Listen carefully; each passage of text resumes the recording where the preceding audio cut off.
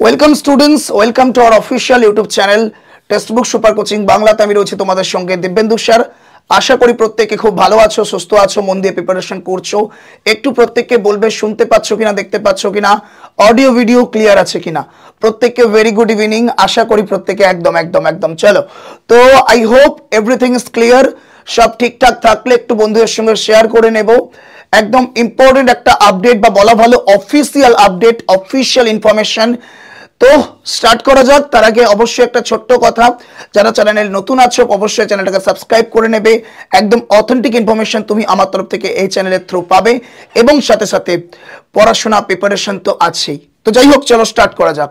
দেখো, তোমরা on screen দেখতে পাচ্ছ আজকে যে ভ্যাকেন্সিটা নিয়ে আমরা অফিসিয়াল বিজ্ঞপ্তিটা শেয়ার করতে এসেছি, সেটা হচ্ছে কি না, আমাদের জিডিএস ভ্যাকেন্সি 2025 এর কবে থেকে তুমি ফর্ম ফিল আপ করতে পারবে তার অফিসিয়াল বিজ্ঞপ্তি চলে এসছে। সাথে করে কত ভ্যাকেন্সি থাকতে পারে তার একটা এস্টিমেট আইডিয়া আমরা পেয়ে গেছি। সাথে করে আলটিমেটলি দুটো যে ইম্পর্টেন্ট পরিবর্তন হওয়ার সম্ভাবনা ছিল, সেই পরিবর্তনের কতটা আমরা জোরালোতা, মতলব কতটা সম্ভাবনা আমরা জোরালো হয়েছে, সেই জায়গাটাও বুঝে নেব। তো এ টু জেড ভিডিওটা আমরা ডিসকাস করব। জাস্ট 5 থেকে 10টা মিনিট, কি হার্ডলি 12 মিনিট লাগবে। একটু প্রত্যেকে মন দিয়ে ভিডিওটা দেখবো। চলো তো স্টার্ট করা যাক। অফিসিয়াল বিজ্ঞপ্তিটা তোমরা কোথা থেকে পাবে? দেখো, এটা হচ্ছে আমাদের অফিসিয়াল টেলিগ্রাম চ্যানেল। এই টেলিগ্রাম চ্যানেলে আমি অফিসিয়াল বিজ্ঞপ্তিটা আমি আগেও শেয়ার করে দিয়েছি। জাস্ট হাতে গোনা 2 দিন আগে বিজ্ঞপ্তিটা জারি হয়েছে। আমি আবারও একবার শেয়ার করে দেবো এই ভিডিওটা। তোমরা লাইভটা করার পরই তোমরা ডেসক্রিপশনে লিঙ্ক আছে, তার মাধ্যমে জয়েন হয়ে যেতে পারো, অথবা টেলিগ্রামে গিয়ে লিখতে পারো দিব্যেন্দু স্যার টেক্সটবুক, সেই তার মাধ্যমে জয়েন হয়ে যেতে পারো। ঠিক আছে, তো সেখানে আমি আরেকবার শেয়ার করে দেবো। যাই হোক, তো চলো অফিসিয়াল নোটিফিকেশনটা আমরা দেখে নিই। এটা হচ্ছে তোমাদের অফিসিয়াল নোটিফিকেশন, ঠিক, যেটা দিল্লি থেকে প্রকাশিত হয়েছে কবে না, 16 তারিখে। ওকে, কি লেখা আছে একটু ডিটেলসে দেখে নেব। দেখো কি লেখা আছে, আমরা দেখতে পাচ্ছি সাবজেক্ট কি লেখা আছে না, GDS online engagement schedule 1 January 2025। 2025-এর schedule number 1 GDS online engagement. এর দুটো স্কেডিউল হয়। 1 নম্বর স্কেডিউল কখন জারি হয়, মানে 1 নম্বর ভ্যাকেন্সি কখন আসে না, জানুয়ারি মাসে আসে প্রত্যেকটা বছরের।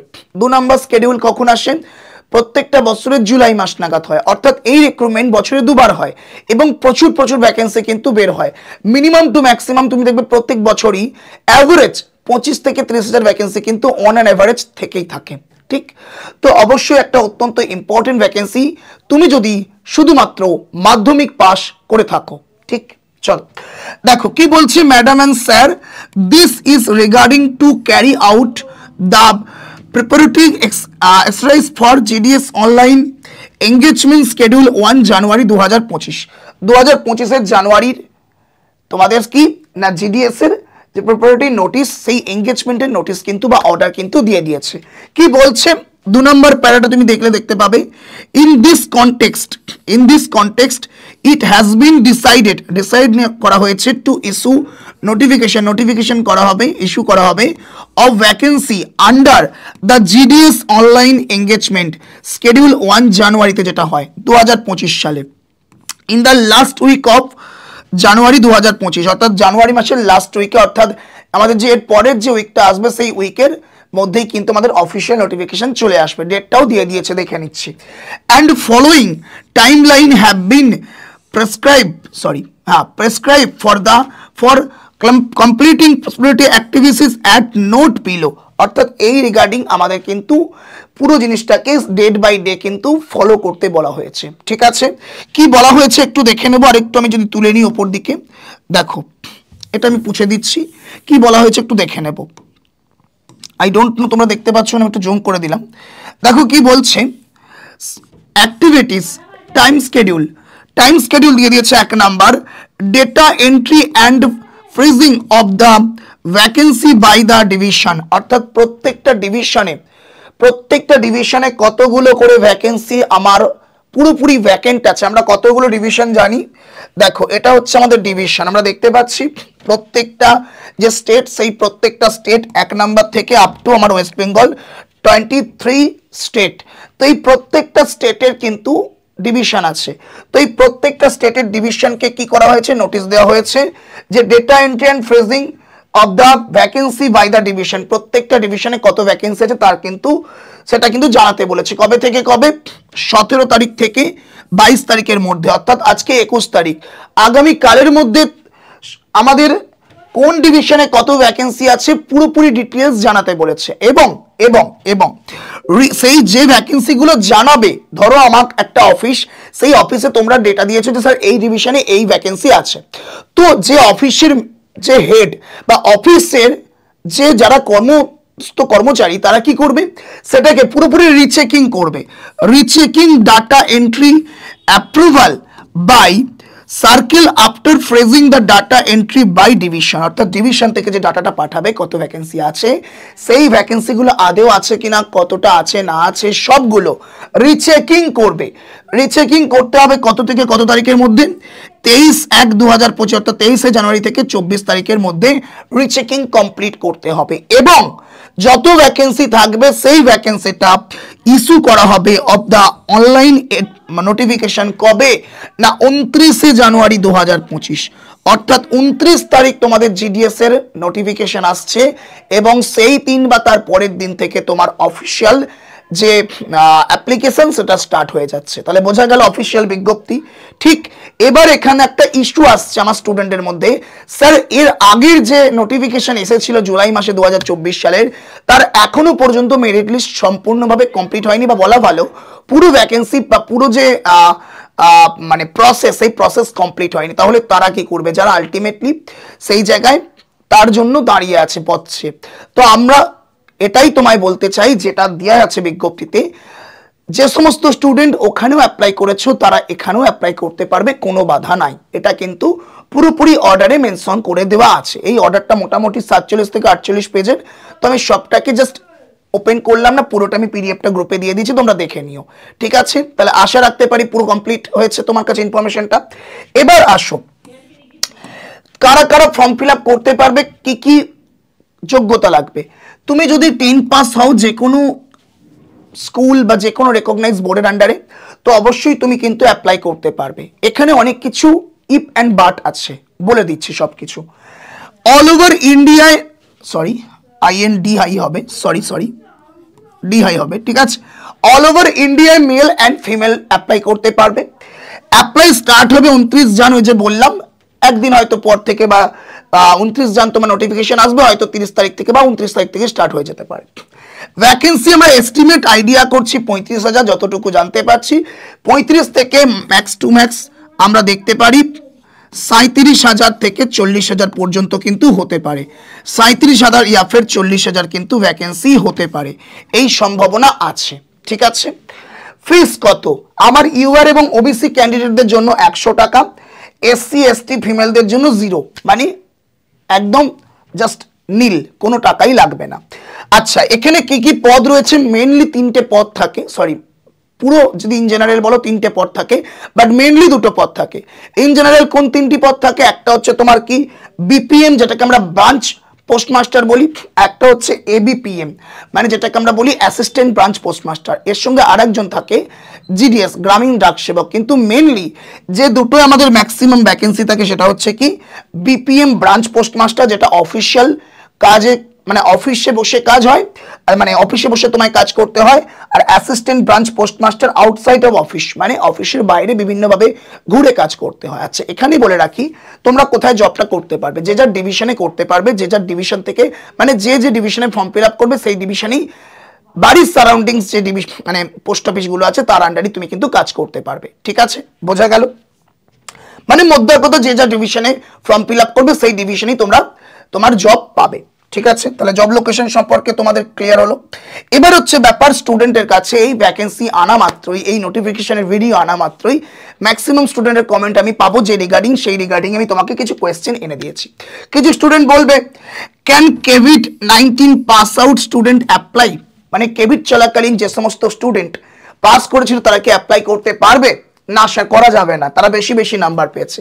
দেখো, প্রসেস তো প্রসেসই, যদি কোনোবার কোনো রকম দুর্ঘটনা চলে আসে বা কোনোবার তার ফলে কারো ভালো জিনিস হয় কারো খারাপ হয়, সেটার জন্য তো কোনো সিস্টেমে হতে পারে না। তো দ্যাটস ওয়াই কোভিড-19 স্টুডেন্টরা এখানে অ্যাপ্লাই করতে পারবেন, কোনো রকম ভাবে কোনো বাধা নেই। Next, can already BPM ABPM apply? যারা বিপিএম এ ধরো অ্যাপ্লাই করেছে বা ধরো যারা এবিপিএম এ অ্যাপ্লাই করেছে অ্যাসিস্ট্যান্ট ব্রাঞ্চ পোস্টমাস্টারের আগের নোটিফিকেশনে ধরো 2024-এ, তারা কি বিপিএম এ অ্যাপ্লাই করতে পারে? বা বা বা যারা এবিপিএম এ জব করছে তারা কি বিপিএম এ বছর অ্যাপ্লাই করতে পারে যাওয়ার জন্য? হ্যাঁ, এক্স্যাক্টলি অ্যাপ্লাই করতে পারে।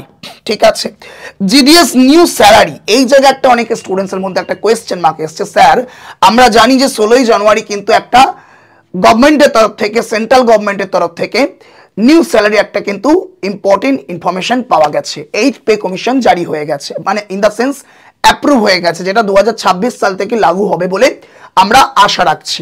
তাহলে ওই যে স্যালারি, সেই স্যালারিটা কি 8 পে কমিশন কি এখানে লাগু হবে? দেখো প্রথমেই বলে রাখি, যদি কেউ মনে করে থাকো যে এটা সম্পূর্ণভাবে 100% সেন্ট্রাল গভর্নমেন্টের অধীনস্থ কোনো পোস্ট, তাহলে আমি বলবো ইটস ওকে, নো প্রবলেম। যদি কেউ বলে থাকো এটা permanent post, it's okay, no problem. But actually this is a কি বলবো, সাব ডিপার্টমেন্টাল পোস্ট, ওকে, বা আমরা বলতে পারি ডিপার্টমেন্টাল পোস্ট। ঠিক আছে, আন্ডার ডিপার্টমেন্টাল পোস্ট। অ্যাকচুয়ালি এটা ডাইরেক্টলি কিন্তু পোস্ট নয়, মানে ইন দ্য সেন্স আমি বলতে পারি পিওর গভর্নমেন্ট পোস্ট নয়। ইন দ্য সেন্স অনেকের মনে ব্যথা লাগে স্যার বেসরকারি, একদমই না। দেখো একটা সিম্পল জিনিস, যখন তোমরা দেখবে সায়েন্স কেউ পড়ে, কেউ পিওর সায়েন্স পড়ে, যার physics, chemistry, biology, mathematics pure science, আর কারো বায়ো সায়েন্স থাকে, সায়েন্সের ম্যাথমেটিক্সের সাথে সাথে জিওগ্রাফি, ওটা বায়ো সায়েন্সের অন্তর্গত। তো দিস কাইন্ড অফ জিনিসপত্র এ কিন্তু পিওর ডিপার্টমেন্টাল, সাব ডিপার্টমেন্টাল, কি বললাম, sub departmental post. Yes, government job, central government job, no problem, sub departmental, বোঝা গেল?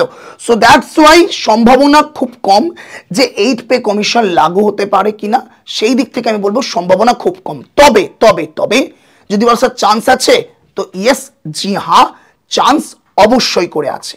তো এখনো পর্যন্ত কনফার্মেশন পাওয়া যাচ্ছে না যে এক্স্যাক্টলি এখানে 8 পে কমিশনের স্যালারি অ্যাড হবে কিনা। যদি হয় কত হবে না হবে বলে দিচ্ছি।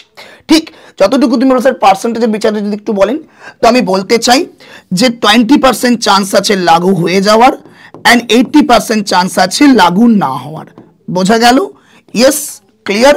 20% চান্স আছে 8 পে কমিশন এখানে চলে আসবে, ইমপ্লিমেন্ট হয়ে যাবে। যদি ইমপ্লিমেন্ট হয় তাহলে এখানেও ইমপ্লিমেন্ট হবে, আর আলটিমেটলি 80% চান্স আছে যেন এখানে ইমপ্লিমেন্ট হবে না। ঠিক আছে, বোঝাতে পারলাম? নেক্সট, এক্সাম এখানে হবে না আমরা জানি। Interview, direct recruitment no, just একটা তোমার যে মার্কস পেয়েছিলে সেই মার্কসের বেসিসে তোমাকে কিন্তু সিলেক্ট করা হবে। দেন তুমি ডকুমেন্ট ভেরিফিকেশনে যাবে, দেন সেখানে যদি কোনোভাবে রিজেক্ট না হও তাহলে তুমি আলটিমেটলি জয়েন করবে। ঠিক আছে, এবার যে পরিবর্তনটা এবারে আসতে পারে, যার জন্য এত মেরিট লিস্ট প্রকাশিত হচ্ছে, first list, second list, third list করে করে আজকে 7 লিস্টে পৌঁছে গেছে। আশা রাখা যাচ্ছে যে জানুয়ারি মাসের 3rd উইকে, মানে বলতে পারি যে উইক চলছে, আপকামিং উইক বা তার পরের উইকে একটা 7 লিস্ট আসার সম্ভাবনা আছে তোমাদের আগের রিক্রুটমেন্টে। যাই হোক, ডকুমেন্ট আপলোড একটা পরিবর্তন আসবে বলে আশা করা যাচ্ছে, তবে যতটুকু অফিসিয়াল ইনফরমেশন পাচ্ছি কোনো পরিবর্তন এবারে আসার সম্ভাবনা সেইভাবে নেই। ঠিক আছে, সেইভাবে নাই। যদি আসতে তাহলে খুব ভালো হবে আমার একটা আইডিয়া। কেন? কারণ অনেক স্টুডেন্টস জাস্ট নিজের মতো মন গড়া নাম্বার লিখে দেয় কোনো ডকুমেন্ট আপলোড না করি, তাহলে তাদেরকে মেরিট লিস্টে প্রকাশিত করতে হয় বারবার। কিন্তু তারা যখন দেখছে যাচ্ছে না কোনো রকম ডকুমেন্ট ভেরিফিকেশনে বা গিয়ে ভুল প্রমাণিত হচ্ছে, তাহলে ফার্দার আবার গভর্নমেন্টকে ওই সিটটাকে ভ্যাকেন্ট এর জন্য আবার লিস্ট বার করতে হচ্ছে। So that's why document upload করে দেওয়াটা আমার কাছে মনে হয় যদি এই সিস্টেমটা করে দেয় তাহলে খুব ভালো একটা সিস্টেম হবে। যদি না করে থাকে কিছু করার নাই, ঠিক সেই বারবার সেই সেম যা চলে আসছে চলতে হবে। যাই হোক, তাহলে আশা করি পুরো জিনিসটা ক্লিয়ার করতে পেরেছি যতটুকু ইনফরমেশন দিলাম। এবার আসি কত বছর থেকে কত বছর ফর্ম ফিল আপ করতে পারবে। এজ ইন জেনারেল 18 থেকে 40 এবং আদার্স অর্থাৎ ইউআরদের জন্য 18 থেকে 40। দেন এসসি এসটি যেমন তোমার ওবিসিরা 3 বছর, এসসি এসটিরা 5 বছর যে রিল্যাক্সেশন পায়, এজ রিল্যাক্সেশন সেটা পাবে। ঠিক আছে, এবার স্যালারির কথায় আসো। যদি 7 পে কমিশন বজায় থাকে তাহলে সেই জায়গায় দাঁড়িয়ে মানে যদি আমরা আগের স্যালারি দেখি তো আলটিমেটলি বিপিএম এর বেসিক স্যালারি বলে দিচ্ছি আমি, জাস্ট 12 থেকে 14,000। বেসিক স্যালারি যদি ভুল না বলি 12,000, ঠিক আছে। আর এবিপিএম এর বেসিক স্যালারি যদি ভুল না বলি 10,000, ঠিক আছে। ওকে, আচ্ছা no no no no sorry ভুল বললাম সরি আই থিঙ্ক 4 5 6, এটা আই থিঙ্ক তোমার 14,000 এর কাছাকাছি, ইয়েস। অ্যান্ড এটা হচ্ছে তোমার 12,000 এর কাছাকাছি, ঠিক আছে। ওকে, তাহলে এই জায়গায় দাঁড়িয়ে বেসিক স্যালারি অ্যান্ড তারপর সমস্ত কিছু নিয়ে ডিএ মানে বিভিন্ন অ্যালাওয়েন্স যুক্ত হয়ে তুমি ইন হ্যান্ড স্যালারি পাবে কত? ইন হ্যান্ড তুমি স্যালারি পাবে আলটিমেটলি 19,000 থেকে 20,000, ঠিক আছে। অ্যান্ড এবিপিএম অর্থাৎ অ্যাসিস্ট্যান্ট ব্রাঞ্চ পোস্টমাস্টাররা তারা ইন হ্যান্ড স্যালারি পাবে 16 থেকে 18,000, ঠিক আছে। 16 থেকে 18,000 ইন হ্যান্ড তারা স্যালারি পাবে। এটা বেসিক অ্যান্ড দেন কিছু জুড়ে এটা তোমার ইন হ্যান্ড স্যালারি পাবে। কিন্তু যদি 8 পে কমিশন হয়ে যায় তাহলে তোমার স্যালারি হয়ে যাবে কত? এটাই বেড়ে যাবে মোটামুটিভাবে দুগুণ মিনিমাম ধরতে পারো। যদি 8 পে কমিশন এখানে লাগু হয় তাহলে এটা 28,000 হয়ে যাবে মিনিমাম, আর এটা হয়ে যাবে 24,000 মিনিমাম, ঠিক আছে, মিনিমাম। অ্যান্ড এরপরে আরো যে অ্যালাউন্সগুলো চাপবে দিন চেপে, মানে যদিও 8 পে কমিশন এখানে লাগু হয় তাহলে প্রথম বছর কিন্তু তুমি বেসিক পেটাই পাবে। বেসিক পে, এইচআরএম, আদার্স যে জিনিসগুলো আছে সেগুলো অ্যাড হবে, বাট এখানে কিন্তু ডিএ অ্যাড হবে না। নেক্সট ইয়ার থেকে ডিএ অ্যাড হবে, যদিও এখানে সেই ব্যাপারটা খুব যে কার্যকর ডিএ টি এগুলো সেইভাবে নয়, বাট তবু আমরা একটা এস্টিমেট বলতে পারি, ঠিক আছে, যে তুমি যদি 8 পে কমিশন লাগু হয় তাহলে তোমার স্যালারি আপ টু 35,000 পর্যন্ত যেতে পারে, আপ টু বলছি, ঠিক আছে, ম্যাক্সিমাম 35,000 পর্যন্ত চলে যেতে পারে, বাট তার সম্ভাবনা খুবই কম, ঠিক আছে। আচ্ছা, ট্রান্সফার নিয়ে অনেকের একটা সমস্যা থেকে থাকে, আমাকে পার্সোনালি অনেকে বলেছিলেন মেলরা দুবার ট্রান্সফারের সুযোগ পায়, ফিমেলরা 3বার ট্রান্সফারের সুযোগ পায়, বোঝা গেল? তো অবশ্যই এই জায়গাটা মাথায় রাখতে হবে। নেক্সট, এবার যে স্যার আপনি বললেন এটা সাব ডিপার্টমেন্টাল পোস্ট, এটা পার্মানেন্ট 100% নয়, 90% পার্মানেন্ট টু 80% পার্মানেন্ট, 100% নয় পার্মানেন্ট। এই জায়গা থেকে তুমি যেতে পারবে, কখন যেতে পারবে তার একটা দেখো ডিটেলস চার্ট তোমায় দিয়ে দিয়েছি। ধরো তুমি জিডিএস এ তুমি জব করছো, ঠিক আছে, দেন তুমি পোস্টম্যানে জব করছো, লাইক দ্যাট, ঠিক আছে। এই জায়গা থেকে তুমি কোথায় যেতে পারবে? 3 বছর সার্ভিস করার পর তুমি জিডিএস থেকে এমটিএস এ যেতে পারবে ডিপার্টমেন্টাল এক্সাম দিয়ে, আর এখানে যাওয়া মাত্র তুমি 100% পার্মানেন্ট হয়ে যাবে। ঠিক সেম ভাবে জিডিএস এ জব করছো, জিডিএস থেকে তুমি পোস্টম্যানে যেতে পারবে, 5 বছর জব করার পর পার্মানেন্ট হয়ে যাবে। অর্থাৎ তুমি যে এই এক্সামগুলো যে দেবে, এই এক্সামগুলো দেওয়ার পরে আলটিমেটলি এই এত বছর যদি স্যার এই এক্সামগুলো এক্সাম নয়, এই যে তুমি এই জায়গায় যে পোস্টগুলো দেখতে পাচ্ছ, এই পোস্টে তুমি জয়েন করার পর এত বছর সার্ভিস করার পর তুমি এই ডিপার্টমেন্টগুলোতে যেতে পারবে ডিপার্টমেন্টাল এক্সাম দিয়ে, তবেই তুমি 100% পার্মানেন্ট হবে, বোঝা গেল? তাহলে আশা করি ক্লিয়ার করতে পারলাম এক্স্যাক্টলি। তো এই হচ্ছে তোমার জীবনের পুরো জিনিসটা। এবার যদি কাট আপের কথা আসো, দেখো এবারের পুরো প্রসেস চলছে, সুতরাং এবারের কাট আপটা আমি এখন কিছু বলছি না। গতবারের যে কাট আপটা ছিল, ইউআরদের কাট আপ ছিল তোমার 96%, ওবিসিদের কাট আপ ছিল 95, ইডব্লিউএসদের ছিল 90, এসসিদের ছিল 93, এসটিদের ছিল 88, পিডব্লিউদের ছিল এত। তো আমি আগেই বলেছি, আবারও বলছি, যারা যে সমস্ত ক্যান্ডিডেট 80 থেকে 80 অ্যাবাভ নাম্বার পেয়েছো তারা এই জায়গায় ফর্ম ফিল আপ করো। 80-র নিচে ফর্ম ফিল আপ সেইভাবে করো না। থাম্বনেলে অনেক লেখা থাকবে কি 60% সিলেকশন হয়ে যাবে, 70% সিলেকশন হয়ে যাবে, but actually it's not possible. অন্তত এই দিক থেকে বলতে পারি, যতটুকু এক্সপিরিয়েন্স আছে আমি তার দিক থেকে বলছি, ঠিক আছে। 80 অ্যাবাভ যারা নাম্বার পেয়েছো বা পার্সেন্টেজ পেয়েছো তারা অবশ্যই এই জায়গায় ফিল আপ করো, আদারওয়াইজ এই জায়গাটাকে ফোকাস না করাই ভালো। কারো কাছে মনে হতে পারে স্যার ডিসঅ্যাপয়েন্টেড করছেন, বাট অ্যাকচুয়ালি তা নয় বাবা, এটা ফ্যাক্ট, ঠিক আছে। তো যাই হোক, তো এই হলো ব্যাপার। আদারওয়াইজ ভিডিওটা শেষ করব তার আগে অবশ্যই বলে রাখি, যারা আমাদের গ্রুপ ডি ব্যাচে আসতে চাইছো রেলওয়ে, আজকে নোটিফিকেশন চলে আসছে, দেখতে পেয়েছো।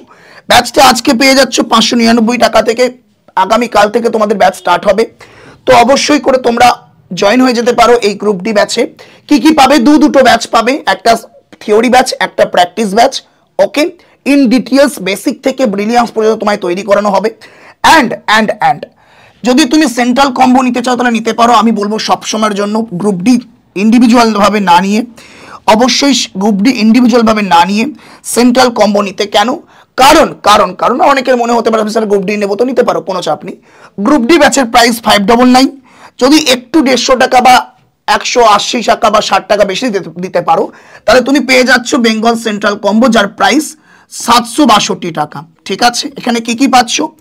এসএসসি জিডি পুরো ব্যাচ পেয়ে যাচ্ছে, এনটিপিসি যেটা রানিং চলছে এনটিপিসি ব্যাচটা পেয়ে যাবো, সাথে সাথে সাথে এই গ্রুপ ডি ব্যাচটাও পেয়ে যাচ্ছ, সাথে 2025 সালে যত সেন্ট্রাল গভর্নমেন্টের ব্যাচ আসছে সমস্ত তুমি ব্যাচ পেয়ে যাচ্ছ কেবলমাত্র 762। তো এটাই বললাম, এটার প্রাইস অলমোস্ট 600 টাকা 599, আর এটার প্রাইস 760 টাকা 62 টাকা, ওই মোটামুটি 163 টাকার ডিফারেন্স। যদি এটা কেউ ক্যারি করতে পারো, আদারওয়াইজ তুমি গ্রুপ ডিতে আসতে পারো। মাথায় রাখবে, অ্যাপ থেকে পারচেস করার সময় এই কুপন কোডটা দিয়ে পারচেস করবে, DKSIR ফর ম্যাক্সিমাম ডিসকাউন্ট। আর যদি কোনো জায়গায় কোনো কোয়ারি থেকে থাকে যে মনে হচ্ছে যে আমি অ্যাপ থেকে পারচেস করতে পারছি না বা সমস্যা হচ্ছে, তখন বলবো আমি এই নাম্বারে তোমরা যোগাযোগ করো, এই নাম্বারে তোমরা SMS করো বা ফোন করে জানিও।